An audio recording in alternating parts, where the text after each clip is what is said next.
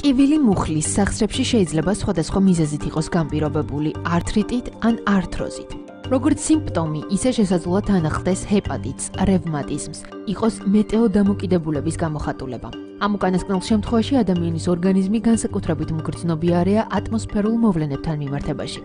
განსაკუთრებულად რეაგირებს ამ ინდისრულებაზე. ერთი შეხედვით სრულიად ჯანმრთელ ადამიანს, რომელსაც სერიოზულად არაფერი აწუხებს, მოღრუბლობის განვითარების შესაბამისად წვიმის დაწყების წინ მუხლის სახსრები ახსენებს თავს. მეტეოდამოკიდებულება არ არის საგანგაშო, ის არ საჭიროებს საგანგებო მკურნალობას. ხანდაზმულებში მუხლის სახსრების ტკივილი სასახსრე ნაპრალში, სასახსრე სითხის განლევისა და სახსრში განვითარებული სხვა ასაკობრივი ცვლილების შედეგია. ასეთ ვითარებაში სახსრებში ნორმალური მოძრაობა ირღვევა და მტკივნეული ხდება.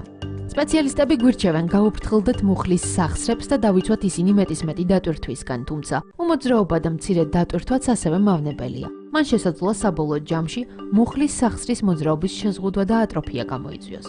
სპეციალისტები გვირჩევენ არ შევზღუდოთ მოძრაობა და არ განაცხადოთ უარი სიარულზე. პირიქით, დღეში 2-3 საათით ისეირნეთ. მოხერხებული ფეხსაცმელი მოირგეთ ისეთი, როგორიც სიარულისას არ შეგაწუხებთ და გახსოვდეთ, რომ მაღალქუცლიანი ფეხსაცმლით ხანგრძლივად სიარული განსაკუთრებულად ძაბავს ფეხის კუნთებს და ღლის მუხლის სახსრებს.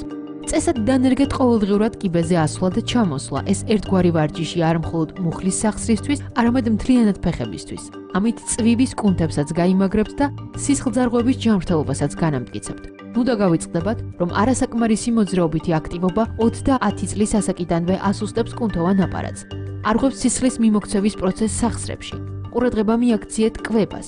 დიდი რაოდენობით ჩაქრისა და ცხიმების შემცველი პროდუქტები მხოლოდ წონას მოგიმატებენ. სხეულის ჭარბწონას კი უპირველეს ყოვლისა მუხლის სახსრები შეიგრძნობენ. საკვები რაციონი გაამდიდრეთ ხილით, ბოსტნეულით, თევზეულითა და რძის ნაწარმით.